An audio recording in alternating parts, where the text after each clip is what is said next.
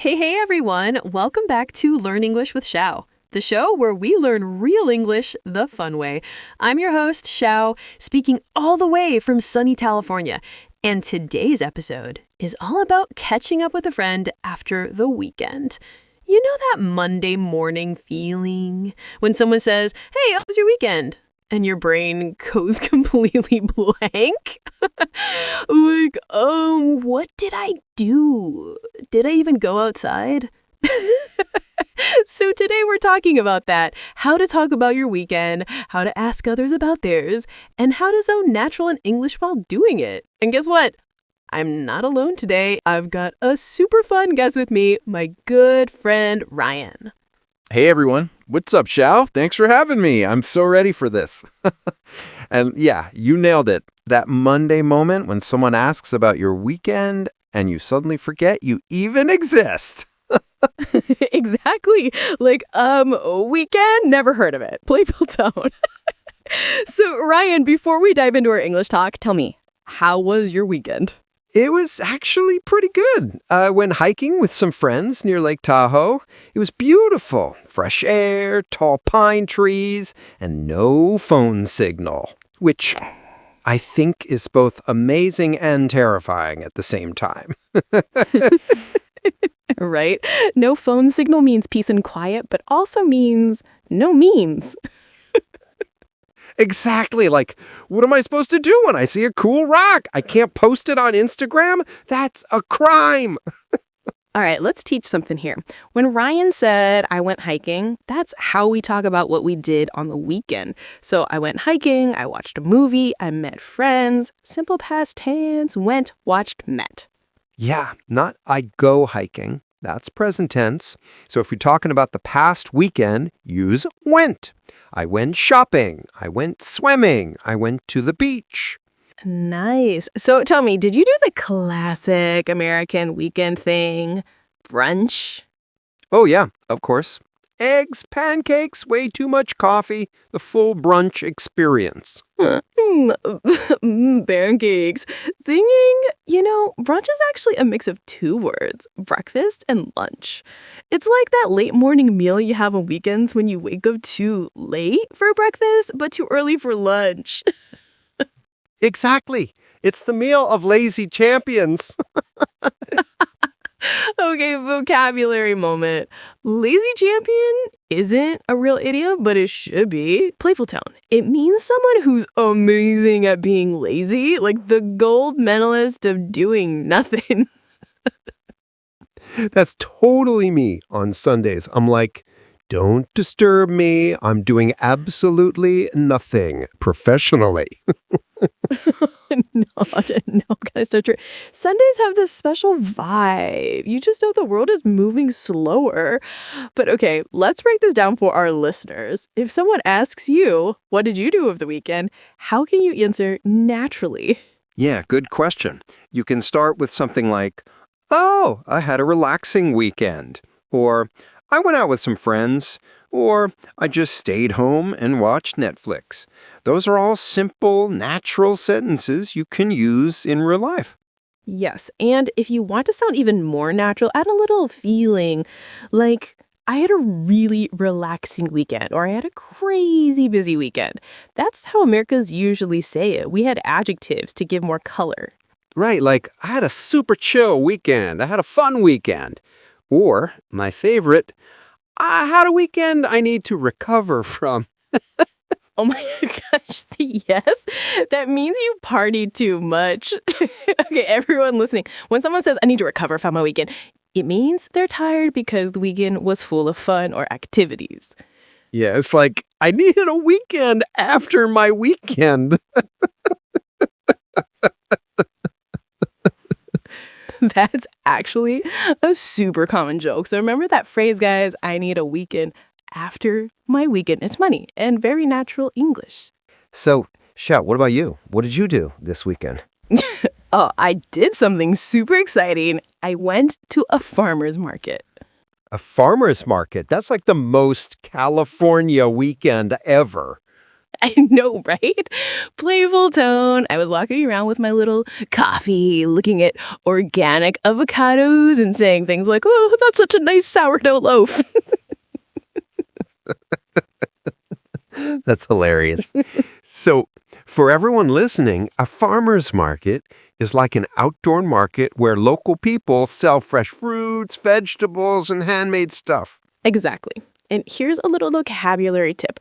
Local means something or someone from nearby, like local farmers, local artists. So when you say, I love local food, it means you like food that comes from your area, not from far away. That's good English and good life advice. Totally. Okay, so while I was at the market, this lady asked me, do you want to try some homemade kombucha? And I was like, sure. And then she hands me this pink drink that looked like strawberry juice, but it tasted like vinegar, met a soda, and decided to start a fight. Oh no. Kombucha is tricky. It's either amazing or an accident in a bottle. Yes. But that's the fun part of trying new things. So, new phase for everyone to try something new. Example, I tried a new drink. I tried a new restaurant. It means you did something for the first time. And it's super useful when you're talking about weekends. You can say, I tried a new hobby, or I tried cooking, or even I tried to relax, but my cat didn't let me. Yes, that's relatable. Okay, so far we talked about hiking, brunch, farmers markets, and trying new things. That's a lot of weekend vibes already. Yeah, we sound like we're living in a travel commercial. True, but that's the beauty of weekends. Everyone has a different way to enjoy them. Some people relax, some go out, some just binge watch shows. Oh, good word. Binge watch. It means to watch many episodes of a show in one sitting. For example, I binge watched Friends all weekend. Yes, binge means to do something too much, like binge eat, binge watch, binge shop. But binge watch is very common in English. I did that last weekend with a cooking show. Now I feel like I can cook, but I totally can't. That's not me. Watching cooking shows doesn't make you a chef, Ryan. It makes me a hungry learner, Chow. A hungry learner. Oh gosh, I love that. Okay, guys, let's pause here. So far, we learned how to talk about what you did on the weekend, how to use past tense verbs, and some fun weekend vibes like brunch, farmers market, and binge watch. And also that kombucha is dangerous. True. So, grab your coffee, stay comfy, because up next, we're going deeper. We'll talk about how to ask about someone's weekend, how to keep a conversation going, and how to sound super natural doing it. All right, now let's talk about something that's super useful in English conversations. How to ask about someone's weekend and how to keep the chat going. Because, let's be real, sometimes we ask, how was your weekend? And then silence. Yeah, the classic, it was good. And that's it. End of story. Exactly. So we're going to learn how to make the conversation actually interesting. For example, instead of only saying it was good, you can add something like, it was good. I went hiking with friends. Or it was nice. I watched in a movie. Yeah, adding details keeps the talk alive. If you just say good, it sounds polite but boring. If you add details, it sounds friendly. Exactly. So if someone asks you, how was your weekend? Here are a few natural answers. It was great. I finally got some rest. It was okay. Just a chill weekend. It was amazing. I went to the beach. It was kind of busy, but fun. Oh, I like that one. Kinda busy, but fun. It sounds so real because most weekends are like that, right? You're running around, but still enjoying it. Yes, and kind of is a great phrase to make your speech sound natural. It means a little bit. So if you say kind of tired, it means a little tired. Yeah, like I'm kind of hungry right now. Me too. See, kind of just makes your tone softer and friendly. Curse, Shaau. What do you usually do when you catch up with a friend after the weekend? I usually start with something like, "So, how was your weekend?" Then if they say, "It was good," I ask a follow-up question like, "Oh, nice. What did you do?" That keeps the conversation going. Yes, follow-up questions are key. In American English, we often ask, did you go anywhere or did you just chill at home? Exactly. Did you just chill at home is a very natural phrase. To chill means to relax or do nothing stressful. Like, I just chilled and watched TV. I love that phrase, just chill. It sounds like peace in 2 words, right? Yes. And here's another great phrase, too. To catch up. That's our episode title, right? Catching up with a friend. Right. Catch up means to talk with someone after some time apart, like sharing what's new in your life. Yes. So you can say, let's catch up soon. Or it was so nice catching up with you. That's very natural English. And it doesn't mean running. It's not like you're literally catching them. Yes, no running required. It's all about connection. So, speaking of catching up, I met my old college roommate last weekend. We hadn't seen each other in like 5 years. Whoa, 5 years? That's a long time. How was that? Honestly, it was amazing. We went out for burgers and it felt like no time had passed. That's the best thing about old friends. You just pick up right where you left off. Oh, I love that phrase. Pick up right where you left off. It means continuing a friendship like there was no break. Exactly. Like if you haven't seen someone in years, but it feels easy and natural again, that's what we say. That's such a beautiful feeling. It makes the world feel smaller, you know? Totally. And that's what weekends are for. Reconnecting with people, recharging your energy. That's another good vocabulary word. Recharge. When we say, I need to recharge, we don't mean batteries. It means we need to rest or take a break to get energy again. Yes, like when you've been working all week and you just want to sleep, eat, and not move. Yes, that's me every Friday night. Friday night, big dreams. Saturday morning, big nap. That's so real. That's so real. But you know, sometimes doing nothing is exactly what we need. Yeah, people always say you need to go out, do something exciting. But honestly, sometimes I just want to do nothing and enjoy it. Exactly. And here's a nice English phrase for that. To have a quiet weekend. It means you stayed home and relaxed. Oh, yeah, I like that one. I had a quiet weekend. Feels peaceful just saying it. It does. And then you have the opposite phrase, a wild weekend. That means full of parties, fun, or crazy adventures. I think I'm done with wild weekends. My back can't handle it anymore. Yeah, same here. My idea of a wild weekend isn't staying up past 11 p.m. Yeah, Living Dangerously, one extra episode on Netflix.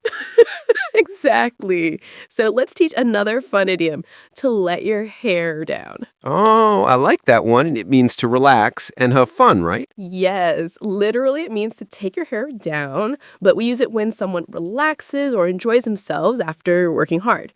For example, you should let your hair down this weekend. That's such a good one. I might say that to my coworker next Friday. Hey, man, you've been working all week. Go let your hair down. Yes, even if he's bald, it still works. True. Idioms don't care about hair. Okay, let's recap some weekend idioms so far. Recharge, to rest and get your energy back. Let your hair down, to relax and have fun. Catch up, to reconnect with someone.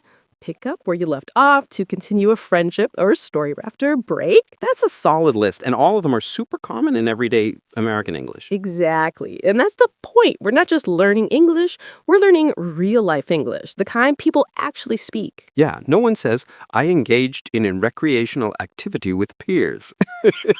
Oh my gosh. That sounds like a robot. Please don't say that, guys. Just say, I hung out with my friends. Yes, hang out means to spend time together, casually, like we hung out at the park. I hung out with my cousin. Perfect. And remember the past tense, hung. Not hanged. Yeah, hanged is for something else and not a fun weekend topic. It's true. So let's stick to hung out. So after that college friend meetup, I actually spent Sunday just cleaning my apartment. Nah, this Sunday cleaning day. That's the rule of adult life. If you didn't clean, was it even Sunday? Exactly. It's like my weekend checklist: coffee, laundry, and existential questions. So true. You're just folding clothes like, what am I doing with my life? Exactly. It's the ultimate weekend mood. That's another good vocabulary word, mood. In English, mood means a feeling or vibe. Like, this song is a mood, or Sunday cleaning is a mood. Right. And we use it casually. Like, if you see a picture of someone relaxing with coffee, you can just say, that's a mood. Yes, it means you relate to it. Okay, I think that's a perfect place for a mini break. When we come back, we'll share some funny weekend stories and maybe a few oops moments too. Stay tuned, friends. Oh, no. Are we telling embarrassing stories? Maybe, maybe not. All right, we're now getting into the fun part, the weekend stories. You know, the oops moments, the funny feels, the things that make Monday morning interesting. Oh, I've got plenty of those. I feel like every time I try to relax, something weird happens. Okay, then you go first. Tell us your weekend story. All right, so last month, my friends and I decided to have a barbecue in my backyard. Simple plan, right? Burgers, music, sunshine. What could go wrong? I'm guessing something went very wrong. Oh, yeah. So I was in charge of the grill. I'm feeling confident, wearing my Kiss the Cook apron, holding a spatula like a pro. And then I realize I forgot to buy charcoal. No way. That's like the one thing you need for a barbecue. Exactly. So we all just stood there like, cool, I guess we'll eat. Cold Brabers? Then my neighbor, this older guy named Bob, comes out and goes, son, are you trying to grill with hope and dreams? Oh my God. Grill with hope and dreams. That's so funny. I know. Luckily, Bob saved the day. He brought over his portable grill and saved our burgers. But now every time he sees me, he's like, got charcoal this time. Oh, that's so adorable. So, everyone, that's a good phrase. Saved the day. It means someone fixed a problem or rescued a situation. Yeah, like my friend saved the day by bringing dessert. Or the rain stopped just in time. That saved the day. That's such a useful one. Okay, I've got a story too. Oh, yes, let's hear it. So, last weekend, I went to this cute little coffee shop to work on some podcast notes, be productive, get things done, all that. But I sat next to this couple having the most dramatic breakup I've ever heard. Oh, no. What happened? Well, they were arguing about who kept the dog after they broke up, and I'm there pretending to type, but I'm actually completely invested in the story. You were like, oh no, not the dog. Exactly. And the funny part, after 10 minutes, the guy stands up and goes, you can keep the dog, but I'm keeping the Netflix password. No, that's savage. Oh my God. I almost spit out my coffee. I was like, this is the most modern breakup ever. Oh, man, that's hilarious. So, listeners, savage here means something is super bold or brutally honest, sometimes funny, sometimes harsh. Yes, like when someone says something shocking but true, we say, that was savage. Totally. And hey, this is a great example of how to tell stories in English. Simple sentences, a little emotion, and some fun expressions. Exactly. Don't worry about sounding perfect. It's about connection, not perfection. Yes, people remember how you make them feel, not how perfect your grammar was. Oh, that's so true, Ryan. Okay, let's help our listeners with a few useful storytelling phrases. All right, good idea. Here's some you can use when you're telling weekend stories. So, guess what happened? It was so funny. You won't believe this. And then suddenly, Yes, these little expressions make your story sound exciting and natural. Like, you won't believe this. I saw my teacher at a nightclub. Oh, no. That's always so awkward. I know. That word, awkward, means something uncomfortable or weird, like when you wave at someone and they don't wave back. Oh, yes, the invisible wave moment. That's peak awkwardness. Peak awkwardness. That's such a good phrase. Peak means the highest point. So peak awkward means maximum awkward. Nice. So, you see, everyone, even jokes help you learn English. They really do, and they make you sound natural. English is full of these small emotional words to like awkward, savage, vibe, mood. Use them in conversation and you'll sound like a native speaker. Exactly. So, Shaau, if you could describe your perfect weekend in 3 words, what would they be? Coffee, sunshine, sleep. That sounds perfect. And you? Food, friends, and no emails. Yes, that's the dream. Okay, friends, before we end today's episode, let's do a quick recap of what we learned. All right, so today we learned how to talk about the weekend. Things like, I went hiking. I had a quiet weekend. I caught up with friends. I picked up where I left off. And we learned idioms like to recharge, to rest and get your energy back, to let your hair down, to relax and have fun, to catch up, to reconnect with someone, to pick up where you left off, to continue after a break, save the day, to fix a problem or help in time. And some casual words, too, like mood, vibe, and awkward. Exactly. You can use all of these to sound more natural when you talk about your weekend. So, next Monday, when someone asks, how was your weekend? You don't just say good, you say, it was great. I caught up with friends and just recharged. Boom, fluent. Yes, that's the energy we want. And hey, if your weekend goes wrong, just tell people, I forgot the charcoal. Classic Ryan moment. Hey, it's a life lesson. Always double check with the charcoal. All right, everyone. That's all for today's episode of Learn English with Shaau. Thank you guys for hanging out with us today. Remember, practice speaking English with your friends, talk about your weekend, share stories, and have fun with the language. That's how you really learn. And don't forget to follow the podcast so you never miss an episode. Yes, and if you like this one, tell us in the comments. What's the funniest or weirdest thing that ever happened on your weekend? Oh, I can't wait to read those. Until next time, I'm Shaau. And I'm Ryan. And this was Learn English with Shaau, where learning feels like chatting with a friend. Have a great week, everyone. And remember, no choco, no party. Bye, guys.